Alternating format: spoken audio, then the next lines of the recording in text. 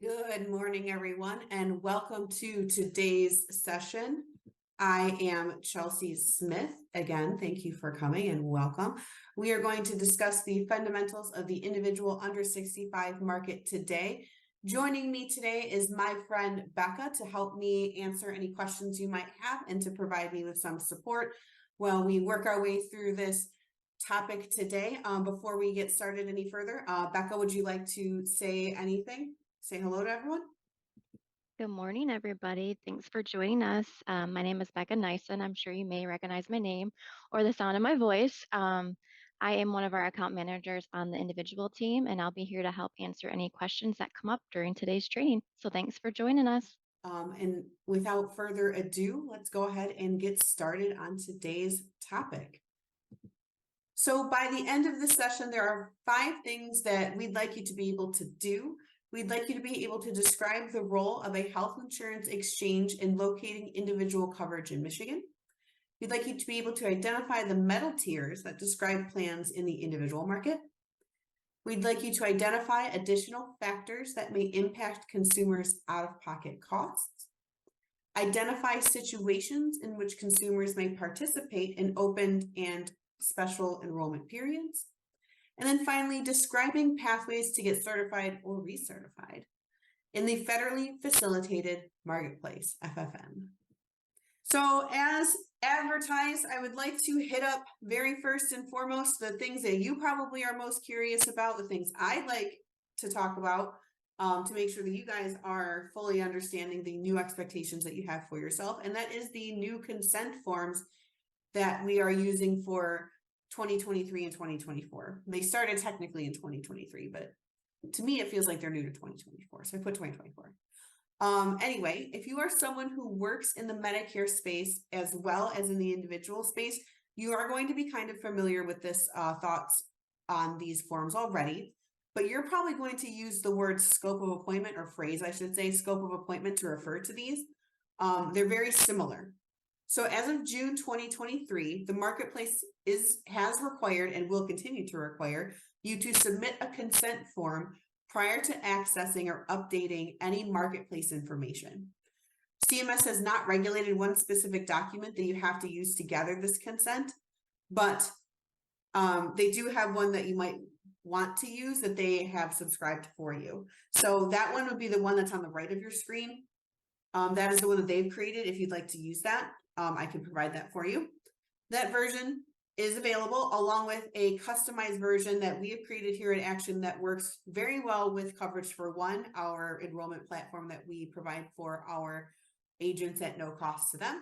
And it is on your screen for your viewing pleasure on the left-hand side there. So that one is designed to work specifically with C for One, but it doesn't work just inherently with C for One. You can use it however you'd like. And you'll notice with those red boxes around all of the information, it is a clickable, digitally fillable document as well. So if you are someone who doesn't like to print out stuff and keep those things physically on file, the C for One version will probably be a great choice for you. You can keep those, you can fill those digitally, and fill them out, store them digitally. So you'll be able to have all of that in an easy to navigate place. But like we said, there is no one form. So if you are someone who wants to go wild and out, make your own form, that is totally okay.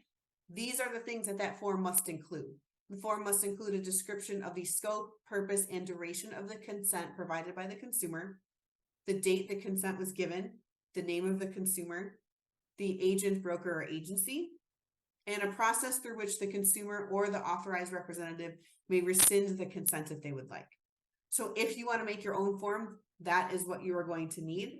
We also, I would like to say that we also make customized consent forms. If you would like one of us, Randy or myself, to make you a customized consent form with your name of your business, your agency, your name, not only will it be more official looking to your consumers because you will have your name on it, have your agency on it, you'll also know it's compliant, right?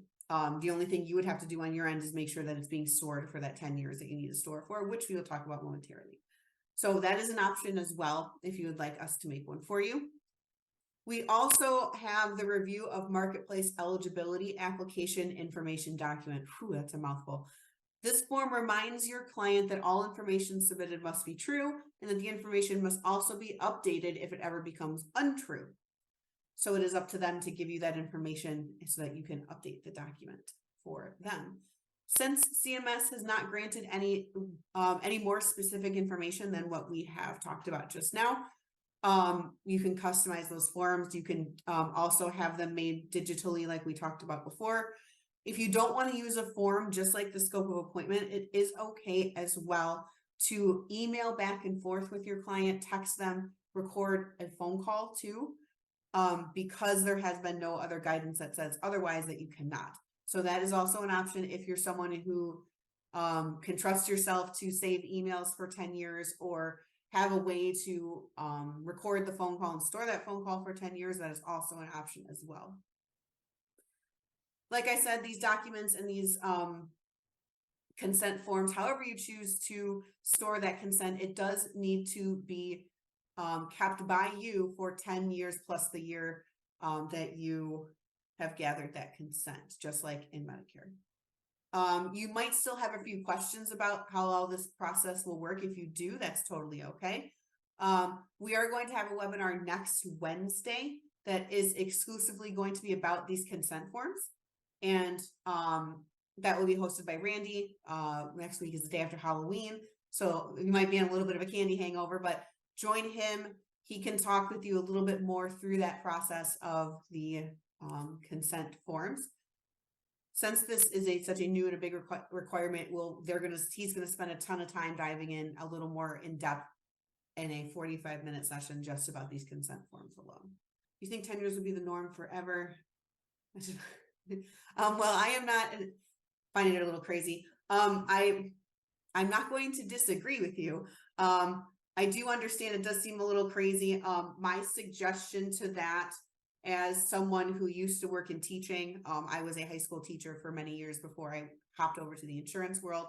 We had similar requirements. It wasn't 10 years. So yes, 10 years is a long time. Ours, I think, was 7. I would store them all digitally. So we need 2 forms on file for each client, since this needs to be done every year. 2 forms, yes. One is the consent to view personal information. The other one is the review of eligibility and marketplace application information. That is necessary to basically saying like, hey, I understand that all this information, I swear that all this information is correct, and I will let my agent know, and that agent will update that information if it is not correct. 2 separate documents. If you use coverage for one, we have them rolled together into one big document that you can either fill in digitally or not. So that's an option. Oh, Becca, it looks like you want to, oh, okay, you were just marking it, answering. Awesome, thank you for that. Unless we have any other questions, let's hop into the health insurance exchange portion of our show.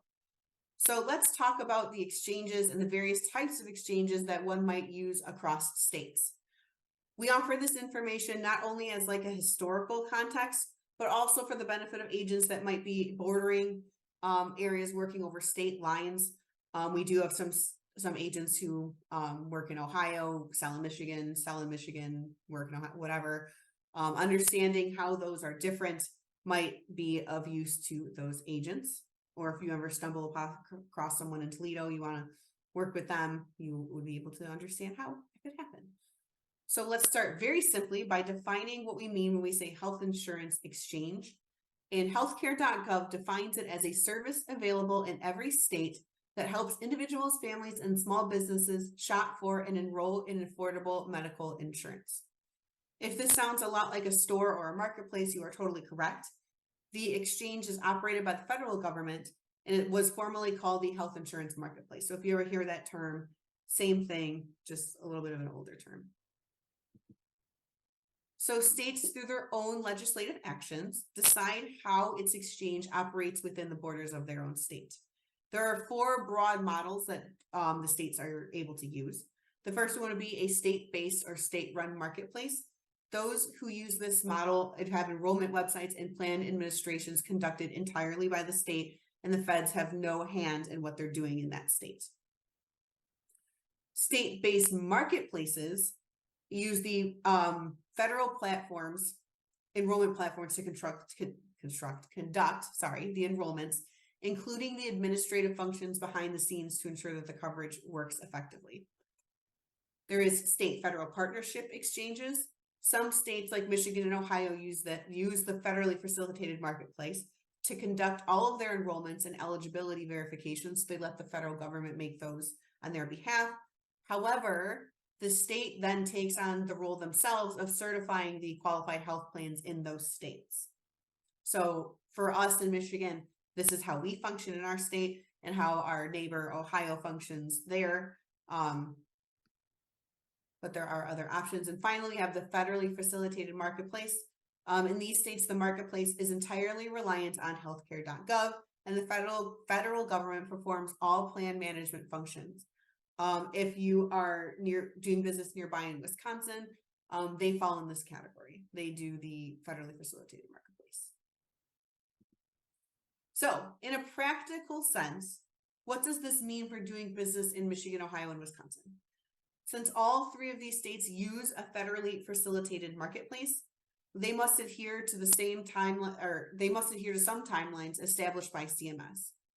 So generally speaking, in April through mid-September, plans and carriers go through a long approval process with a lot of back and forth between themselves and CMS to ensure that all the plans that they write end up meeting all the requirements that they need to meet on a federal level. I made this sound really like, oh, it was cute and nice and easy, but it's not. It takes a long time and it's a lot of work. So there's a lot that goes into it. We're just going to leave it and say that they just come out and then we all are happy about it. You might be interested to know that plans and carriers are obligated to have their marketing URLs active by late September of each year. So by now, all the URLs for the marketing materials should be available for you. This means in the absence of other communications, we can regularly check on these websites for updated communications. If you are struggling to find that material, let your account manager know. We just sent an email out about getting that marketing material out to you. So if you're struggling, let us know. We can help you with that as well. In mid-October, shortly before the beginning of the open enrollment period, CMS will release its quality ratings for qualified health plans. These ratings are meant to guide consumers in selecting plans that are most appropriate for them and can be helpful in steering conversations as you consult with them. And then finally, the open enrollment period each year begins on November 1st and ends on December 15th.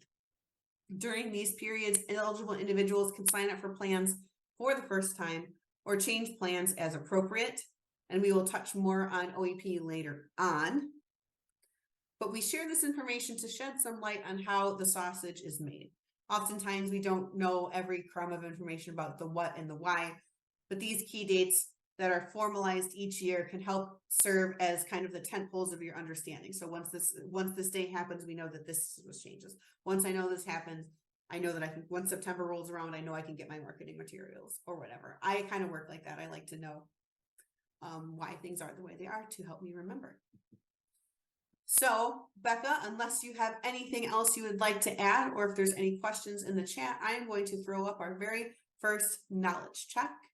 So it looks like we have a pretty split group here. The correct answer that I was looking for is B. B is true in this situation. The extension of that function, though, is that there are many federal guidelines that dictate when things can and cannot be done, which impacts the overall flow of every year. So in Michigan, we as Michiganders, we check over all of our plans ourselves to make sure that they meet the guidelines that the state or the federal government wants. We don't leave that in the hands of the federal government. That's in C, if we did allow the government to keep itself in check, the federal government, I should say, to keep itself in check, then yes, C would be correct. But because we take the certification process into our own hands in the state of Michigan, the correct answer for us is B. Ohio is like that as well. If you answered C, you're thinking of Wisconsin, right? Wisconsin is the one that lets the feds do the checking themselves. Okay, so let's head on to metal tiers. These confused me a lot before I became a health insurance world employee. So let's dive into those. So metal tiers arrived with the inception of the Affordable Care Act, and it made it a little bit easier for people to understand their payment processes alongside of their coverage. The metal tiers are meant to indicate to consumers how their cost sharing will be structured throughout their plan year. It is a very big misconception, and I had this misconception, like I said, when I worked, before I worked in health insurance, that the metal tier was an indicator of how good the coverage was. I was like, platinum, I'm like, ooh, they have like the best coverage. And the catastrophic plan that I had when I was a substitute teacher was the worst coverage. And that's not necessarily the case. These only have to do with the way that the cost is shared between the carrier and the consumer. As you can see, it starts high up there with platinum, goes to gold, silver, bronze, and then catastrophic. So as a precursor to our deep dive into metal tiers, we do want to reiterate that metal tiers don't indicate the quality of care that patients can expect. All qualifying health plans offer on the marketplace must include a set of 10 essential health benefits regardless of their metal tier. I always think of them as the 10 commandments of healthcare. So these benefits include ambulatory patient services, which is kind of like outpatient care you get before you get what's the word? Admitted. There we go. Admitted into a hospital or checked into a hospital. Emergency services like hospitalization, surgery, and overnight stays. Pregnancy, maternity, and newborn care, both before and after the birth of the baby. Mental health and substance use disorder services, including behavioral health treatment, including things like counseling and psychotherapy.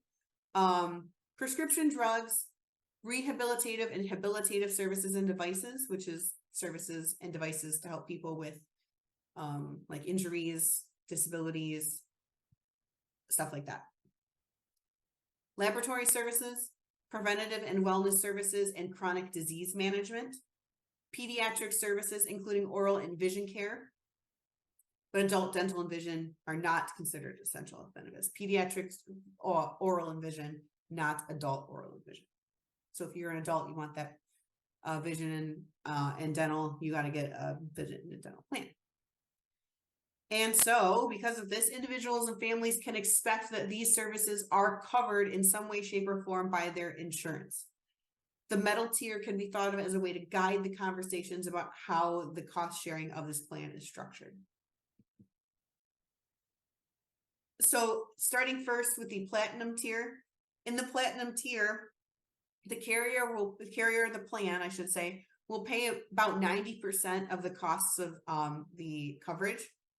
However, on the flip side, those of us with platinum coverage are going to pay the highest monthly premium for that coverage and are going to pay the lowest cost when getting care.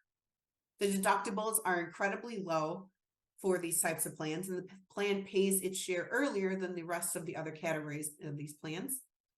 And this is a good choice for a consumer that might have a lot of care that they need and are willing to pay monthly up front for that care right away. So if this person knows that they're going to need a lot and might as well just get right into it, the platinum tier is the tier for them.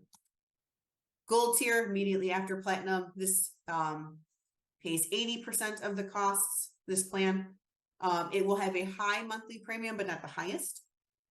You'll get low costs when getting care, not as low as platinum, but not as high as catastrophic. The deductibles are usually fairly low, but not as low as platinum. And a good choice for those who use benefits often and are willing to pay a little extra in comparison to the lower tier plans each month to get that coverage paid for, or that service paid for upfront. Next, we have the silver tier. This tier is a little more involved than the other two. It does pay about 70% of the costs for that consumer. The premium is moderate, so it's not super high, but it's not as low as a bronze or catastrophic. There is a moderate cost associated with the care that you will get. Deductibles are usually lower than the bronze plans, but higher than like those gold and platinum plans. The Interesting thing about these silver tiers is that those who qualify for cost sharing reductions must pick a silver plan in order to get those cost sharing reductions applied to their premiums. So silver tier plans are usually fairly popular for that reason alone. This is a good choice if you're willing to pay slightly higher premiums than the lowest that you can possibly pay in order to have more of the routine care you might get covered. So again, if your person is super needy of a lot of care, this still might not be the best option for them. But if they are going to get any of those cost sharing reductions, this is probably the place that they're going to want to be in, because this is what is going to save them the most money overall. We'll get a little more into those cost sharing reductions later on, but this is the area that I would say a good chunk of your consumers are going to at least want to consider, if not hop into. And then we have the bronze tier. The bronze tier, the plan pays about 60% of the costs. It has the lowest monthly premium, the highest cost when getting care, and deductibles are generally thousands of dollars. So this is a good choice for those consumers who don't use benefits often or at all, but want some low cost protection in the worst case scenarios. And then finally, we have catastrophic plans. There is no set actuarial value requirement, which is a fancy word for saying how much the plan is going to cover for them. There is no set for that. There is a very limited eligibility for those of us who are able to get catastrophic plans. Most of the time, those who are in catastrophic plans are under 30 years of age. The person applying must prove some sort of hardship or affordability exemption in order to get this plan. The premiums are incredibly low, and there is no eligibility for any tax credits here. And the deductibles are very, very high. When I had it, I didn't have it for very long. When I was, like I said, I want to say the deductible was like $8,000. So it was just, it covered if I always called it my hit by a bus coverage. Like if I got hit by a bus, I'd be okay. But for the most part, it's not a great idea most of the time. So that's catastrophic coverage. I just wanted to point out the fact that the catastrophic plan is for those under age 30. I know we get questions on it every so often, so I would just take a note of that, just to keep it in the back of your mind that it is for people under the age of 30. Do you have to be under 30, or is it designed for people under 30? I think it's have to. Yes, so if you look at the off marketplace eligibility guide and agent community, it says in there you have to be under the age of 30 on the effective date. And then if you're over the age of 30 on the effective date, that's when they want you to submit like a hardship or the lack of affordability for you to be on that plan. Okay, cool. Good to know. Thank you. That I did not, I wasn't 100% sure. I always remember the under 30 thing. So, okay, now let's check number 2. Okay, that was quick. 100% of you got that one right. Awesome. B is true here. It looks like we all were paying attention. We all absorbed that knowledge, put in the effort. Thank you for that. So yes, silver plans are the only ones that get that extra help to offset the cost sharing that we were talking about. So great work, everyone.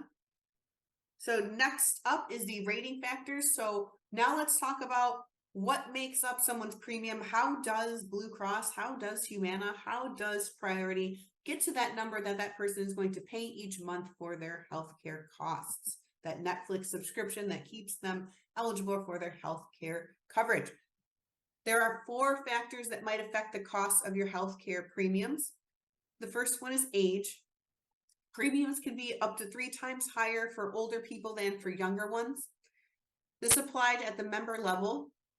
Members under age 21 have a single age band, approximately 60% of the rate of a 21-year-old. Location is our next one. Each state establishes a rating based on the regions. Michigan has elected 16 rating regions, and the primary residence's address will determine the rating region that they will fall into. If you are a tobacco user, the ACA permits insurers to charge up to 50% more for your premium than those who are non-users.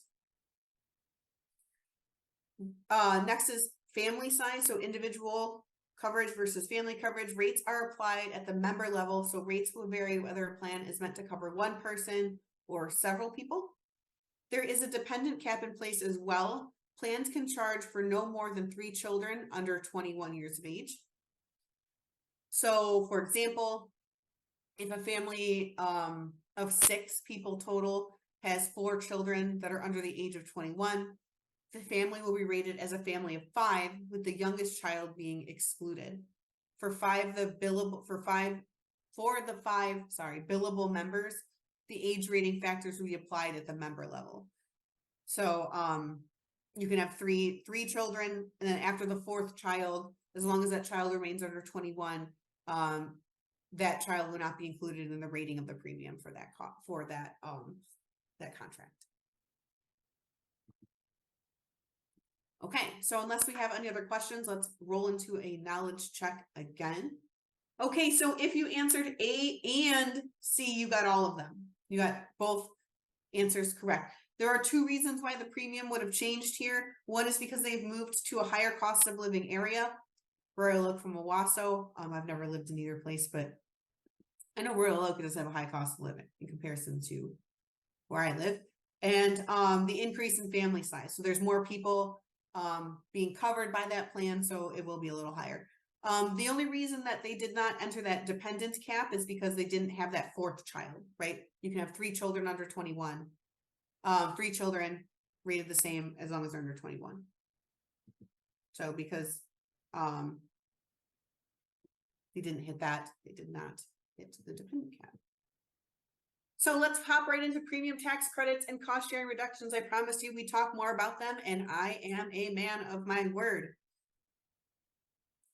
So under the ACA, premium tax credits are available to consumers based on their income estimate and other household information that they provide when they enroll. So right now, it's important to know that consumers may qualify for credits on a sliding scale, meaning that consumers that are closer, 138% of the federal poverty level are eligible for more credit than consumers that are at 400% of the poverty level. So the closer you are to the poverty level, the more help you are going to receive. During the 2024 special enrollment period, incomes that are above 400% of the federal poverty level may also qualify for a credit. If we go back to our Jones family, we just had that question about, they would be eligible for a premium tax. They would be eligible for a premium tax credit unless their income in their household reached $87,840, since there was, $99,440. I was reading last year's number, my bad. So $99,440 because they are that family of 3. They had their first newborn and their mom, and then there's mom and dad, right?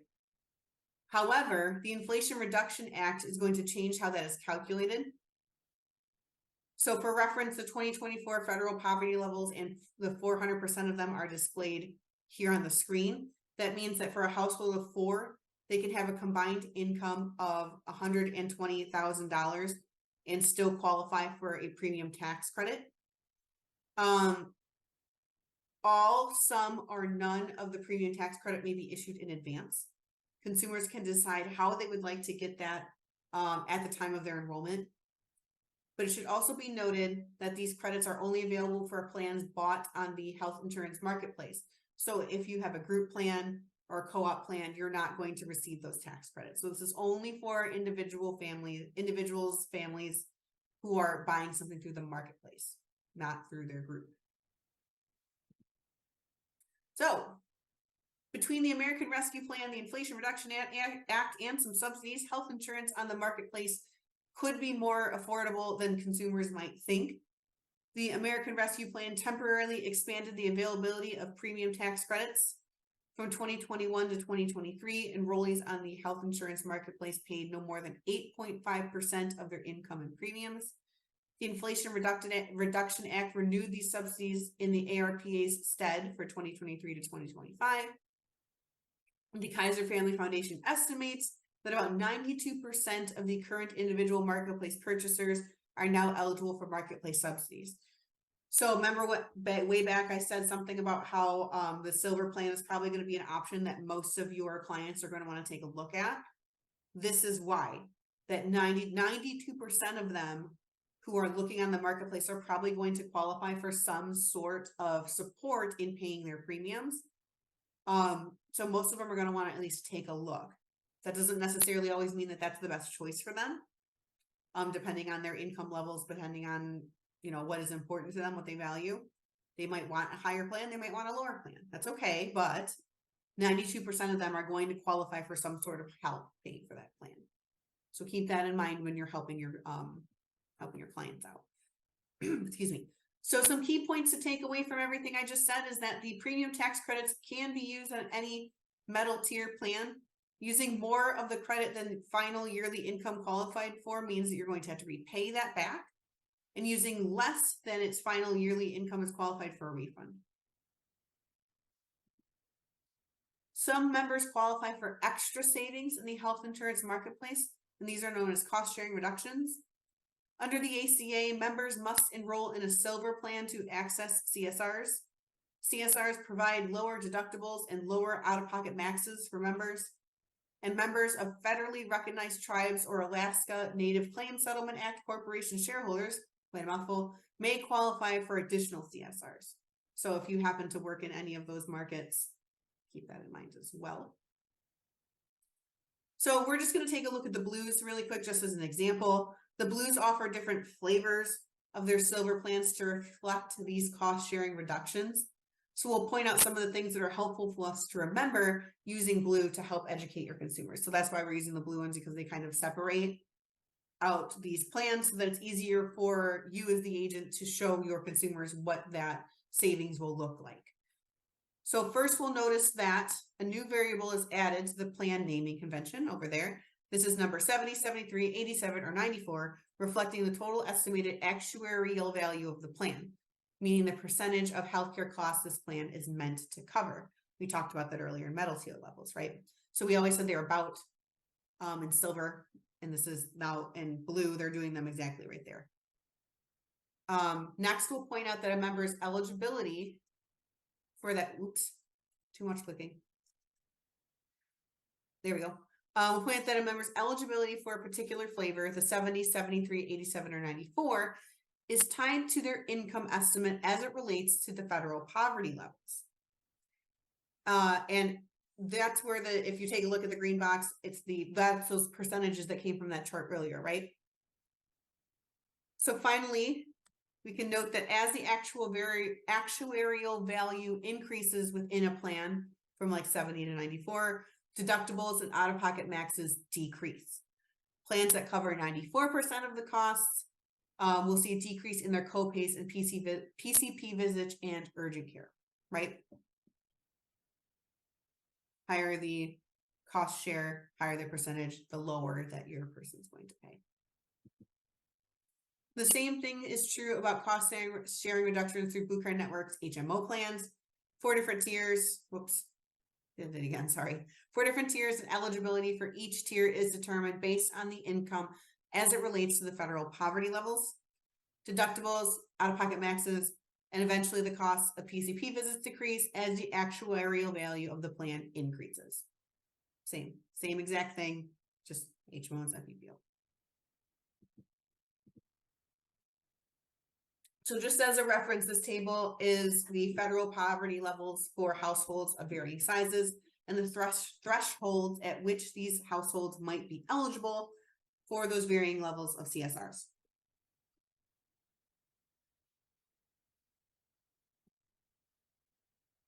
So wrapping all of this up, income changes throughout the year can impact premium tax credits and cost sharing reductions. The American Rescue Plan allows for a special enrollment period for individuals and families whose eligibility for cost sharing reductions is altered due to a change in income or family size. So think really quick for me, in what ways has the Inflation Reduction Act impacted the number of ways people might receive a premium tax credit? Overall, basically, you're going to, if someone is going to get those CSRs or PTCs, they apply differently, right? Some of them apply to all plans, some of them apply only to those silver plans. If they qualify for that CSR, you're going to want to steer them in the direction of that silver plan, right? Probably. Again, not every time, but probably. So enrolling in individual and family coverage. There are two types of enrollment periods that your consumer might use to get themselves on the marketplace, get themselves covered through the marketplace, I should say. Open enrollment is from November 1st through December 15th, and individuals and families can enroll for the first time, change coverage, or change carriers.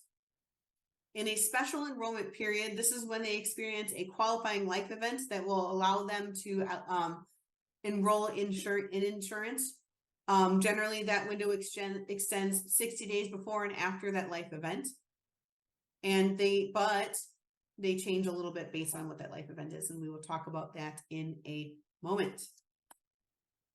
So there are 4 types of qualifying life events that one can go through in order to be allowed to change their coverage or enroll after the open enrollment period. First is loss of health coverage. So losing existing health coverage, including job-based, individual, and student plans, losing eligibility for Medicare, Medicaid, or CHIP, or turning 26 years of age and losing coverage through a parent's plan. If any of those things occur, that person gets 60 days before and after to enroll in coverage. A change in household, so getting married or divorced, having a baby or adopting, or a death in the family. Change in residency, so you must prove you had health coverage in 60 days before you move. You must be moving to a different zip or county. A student might be moving to or from the place they attend in school. A seasonal worker might be moving to and from the place they both live and work, or moving from a shelter or an other traditional housing. There are some other qualifying life events that don't fall into any of these categories, which might be changes in your income that affect the coverage you qualify for. Gaining membership in a federally recognized tribe or status as an Alaska Native Claims Settlement Act corporation shareholder, becoming a citizen, leaving incarceration, or AmeriCorps members starting or ending their service. So those are kind of the more niche ones you might not see as much, but they are reasons that you could have an SEP. That brings us into ICRAs and QSARAs. So ICRAs and QSARAs are health reimbursement accounts, or HSAs, that allow employers to assist with the cost of coverage. And I know what you're thinking. Why would we be talking about employer coverage right now? Because employers can set aside money to their employees if they don't want to administer health plans to their employees. They are able to, if they are a qualifying small business, they can choose to set some money aside, give it to their employee and say, hey, this is for health insurance, and you can go on the marketplace and get yourself some insurance, buy yourself something nice. So that's where these come into play. An SEP window opens 60 days after the offer has been made, or 60 days in advance of the offer of that ICRA or QSARA. These forms of assistance can affect premium tax credits and cost share reductions, so keep those in mind. If one of your employees mentions, or I'm sorry, if one of your consumers mentions that their employer opened one of these for them. This type of SEP requires a call to the marketplace and cannot be accomplished online. So these are kind of niche, but these are also a reason that someone might have a SEP. If you have any other questions about FSAs, HSAs, and HRAs, there is a course available in insurability that can talk a little more about those types of health plans. So keep all that in mind, but that is another option. So there are different enrollment pathways that one as an agent could use to enroll their consumer. You could go directly to healthcare.gov, that's an option. Or you can use an enhanced direct enrollment pathway where additional features might be an option for you, might help you do better business and help your consumers. Some of those would include coverage for one, hate to toot my own horn here, but that's a great one.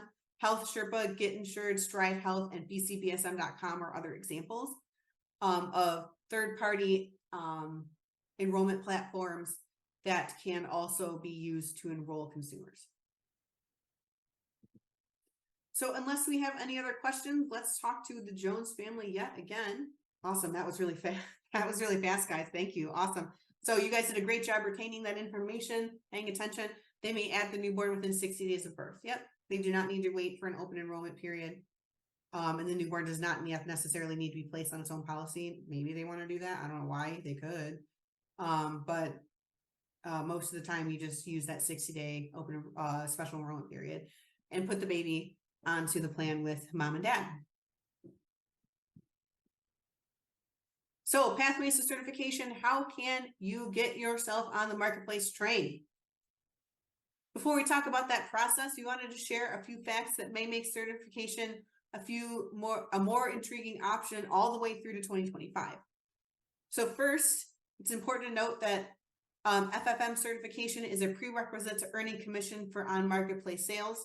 So you have to be certified. You have to be marketplace certified in order to properly assist customers who may be eligible for subsidies. So that's a thing. It's important to keep in mind that because of the Inflation Reduction Act and the expansion of eligibility for premium tax credits, consumers are now more eligible for subsidies than ever before. We talked about that 92% earlier. So another reason why you're going to want to get marketplace certified. We've also heard some conversation in the field about how income levels are now, the income levels that are now eligible. The subsidy cliff has been eliminated.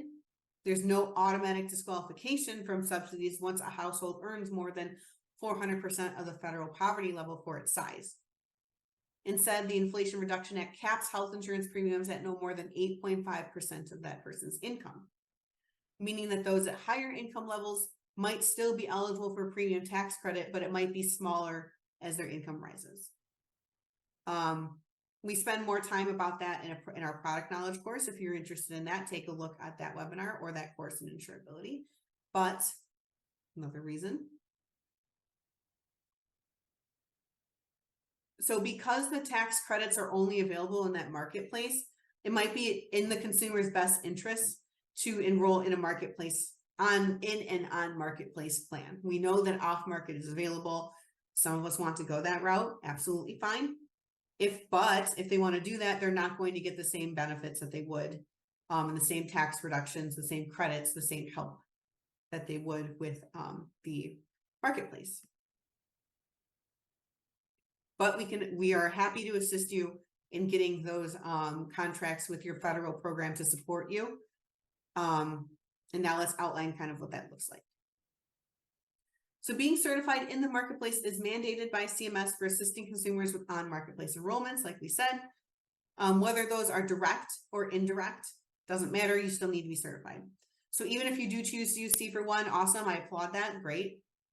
I mean, I'm a little biased, but you know, if you choose to use coverage for one, cool, great, but we love that for you. You still need to be certified. So keep that in mind. For 2024, certification training and assessments are offered through the CMS portal, the Marketplace Learning Management System, and Health Sherpa offers its own version of this course as well. I took it. I don't remember it being a big deal. I wish I remembered more about the process. I remember taking it, and that's really it. So it must not have been anything crazy. Otherwise, I'd have something to remember to tell you about it. But I did take it. I don't recall anything crazy. So if you're not, go for it. What do you got to lose? So I like to just. The first portion of this journey takes about 10 minutes. Step 5, the actual training can be completed in an afternoon. It took me like three and a half, maybe 4 hours if I answered emails. Knowing me, I probably stopped and answered some emails or talked to Randy for a minute because I needed some human interaction. But it took me probably about 3.5, 4 hours to complete that. And the last 2 steps are really, really short, no more than a half hour altogether for those last steps. So all in all, set aside half a day, chip away at it in the morning, whatever you got to do. So the recertification process is very similar. They'll ask you to verify and update your information, potentially change your password, probably change your password, and then point you toward the training sessions. They are a slimmer version of the original training sessions. we recommend same thing, just block out an afternoon in your calendar, trudge through it. You'll be glad you did. So what is some important things to remember about the federally facilitated marketplace certification? Since we're wrapping up, getting pretty close to the end here, I'll just tell you what I'm looking for you to say is that you need to be certified in the federal marketplace in order to get those cost sharing reductions. So it's really important to sit through that so that you can exercise all the tools in your tool belt you need for your consumers. So again, it doesn't take very long, just crank it through, and that way you can use everything that you need within the marketplace. So that is about it for you today, at least from me. I got there with 4 minutes to spare. So yes, good job me. So Becca, do you have anything else you'd like to add before we part ways with our audience? I don't think so. Just if you guys have any questions, I know this is busy season, but don't forget that we're here to help. Give our Q a call or reach out to your account manager with any questions that may come up. I know it seems kind of daunting to do marketplace stuff, but we're there to help you as best that we can. So if you need a little bit of encouragement, don't be afraid to reach out and ask us. Yes, thank you, Becca. I totally agree. It seems hard at first, it seems scary at first. It's just like anything else. The more you practice it, the easier it becomes, and then you'll be glad you did it.